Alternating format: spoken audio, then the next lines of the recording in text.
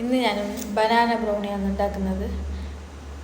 2 മുട്ടയിലേക്ക് 1/2 teaspoon vanilla എസൻസും 1/2 cup പഞ്ചസാര ഇട്ടിട്ട് നല്ലോണം മിക്സ് ആക്കിയിട്ട് എടുക്കുന്നുണ്ട്. കുറച്ചായിട്ട് നമുക്ക് പഞ്ചസാര ഇട്ട് കൊടുക്കാം. അത് നല്ലോണം അലിഞ്ഞിട്ട് വരുമ്പോൾ നമുക്ക് മിക്സ് ആക്കിക്കൊണ്ടിരിക്കുക. പിന്നെ ഞാൻ ചേർക്കുന്നത് കായാണ്, ബനാന ചെറിയ പഴമാണ് ഞാൻ എടുത്തിരുന്നത്. 4-3 പഴം നല്ലോണം കൈ കൊണ്ട് ഉടച്ചിട്ട് അതിനെ ഇതിലേക്ക് അത് ഇട്ടും കൊടുത്തിട്ട് നല്ലോണം മിക്സ് ആക്കിയിട്ട് എടുക്കുന്നുണ്ട്.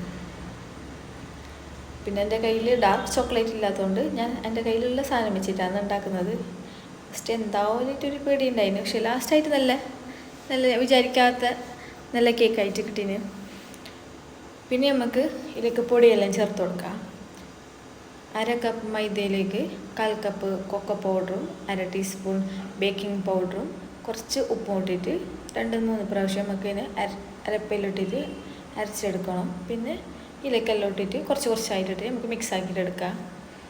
നല്ലോണം മിക്സായിട്ട് കുറച്ച് തിക്കായിട്ടാകുമ്പോൾ അതിലേക്ക് മെൽറ്റഡ് ബട്ടറും കൂടി ചേർത്ത് കൊടുക്കാം. 3 ടേബിൾ സ്പൂണാണ് ബട്ടർ ചേർത്തുന്നത്. അതും കൂടി ഇട്ടിട്ട് നല്ലോണം മിക്സ് ആക്കിയിട്ട് നമുക്കിത് 20 മിനിറ്റ് ബേക്കാക്കിയിട്ട് എടുക്കാം. ഞാനിവിടെ ഓവനില്ലാണ്ട് ബേക്കാക്കുന്നതാണ്. പ്രീ ഹീറ്റ് ആക്കിയിട്ട് വെച്ചിട്ട് 10 മിനിറ്റ് പ്രീ ഹീറ്റ് ആക്കിയിട്ട് വെച്ച ചട്ടിയിൽ 20 മിനിറ്റ് ബേക്കാക്കിയിട്ട് എടുക്കുന്നുണ്ട്. എൻ്റെ കയ്യിലൊരു ചോക്ലേറ്റ് ഉള്ളത് ജസ്റ്റ് കൈ കൊണ്ട് പൊടിച്ചിട്ട് മേലേക്ക് ഇട്ടിട്ട് കൊടുക്കുന്നുണ്ട്. ഡാർക്ക് ചോക്ലേറ്റ് ഇല്ലാത്തതുകൊണ്ട് കയ്യിൽ ഡാർക്ക് ചോക്ലേറ്റ് ഉള്ളവർ അതിൽ 1/4 കപ്പും കൂടി ഇപ്പോൾ മിക്സ് ആക്കുന്ന സമയത്ത് ഇട്ട് കൊടുത്തങ്ങ് അത് കറക്റ്റ് ബ്രൗണിയിലായിട്ട് കിട്ടും നമുക്ക്.